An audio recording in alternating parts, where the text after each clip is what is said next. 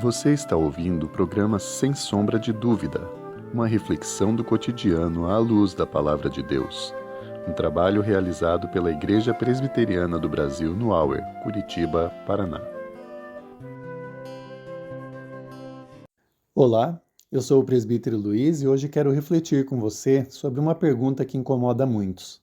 Existe maldição hereditária? Não é muito raro passarmos por alguma igreja evangélica e vermos uma faixa anunciando a quebra de maldição hereditária, fazendo as pessoas acreditarem que o problema que estão atravessando são de ordem espiritual e são consequências dos erros dos seus pais ou dos seus avós. Temos pelo menos dois problemas aqui. O primeiro é que esse não é um ensinamento bíblico. E o segundo é que tal crença nos faz ignorar o fato de que muitas das adversidades que enfrentamos podem estar relacionadas a um propósito divino em nossas vidas, independentemente do que nossos pais tenham feito. Pois, como diz o salmista no Salmo 119:71, foi-me bom eu ter passado por aflição para que aprendesse os teus decretos. Os que acreditam em maldição hereditária se baseiam em textos como Êxodo, capítulo 20, versículo 5, que estabelece o segundo mandamento. Não te encurvarás a elas, aqui em referência às imagens, nem as servirás, porque eu, o Senhor teu Deus, sou Deus zeloso, que visito a iniquidade dos pais nos filhos até a terceira e quarta geração daqueles que me odeiam.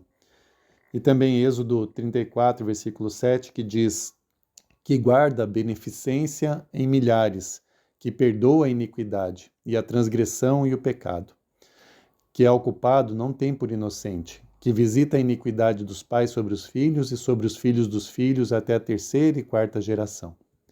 Porém, como cristãos reformados, aprendemos que os textos não podem e não devem ser lidos isoladamente. Deus, através do profeta Ezequiel, no capítulo 18, vem desenvolver melhor esse assunto e esclarecer que cada um é responsável por seus próprios atos. Naquela ocasião, os israelitas tinham um ditado que expressava a sua insatisfação por estarem exilados, por consequências dos erros dos seus pais. Mas Deus esclarece que, apesar de existirem consequências naturais das decisões dos pais que recaem sobre os filhos, não há uma maldição hereditária, uma consequência espiritual que recaia sobre eles. O texto diz: a alma que pecar, essa morrerá. O filho não será punido pela maldade do pai, nem o pai será punido pela maldade do filho. A justiça do justo será sobre ele, e a perversidade do perverso será sobre ele.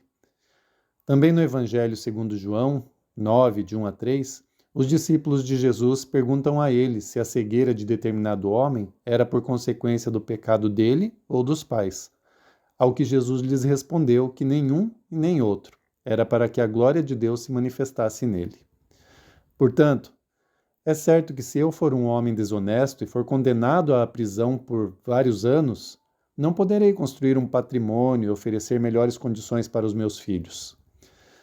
E é certo que eles poderão ser influenciados pelos meus péssimos exemplos.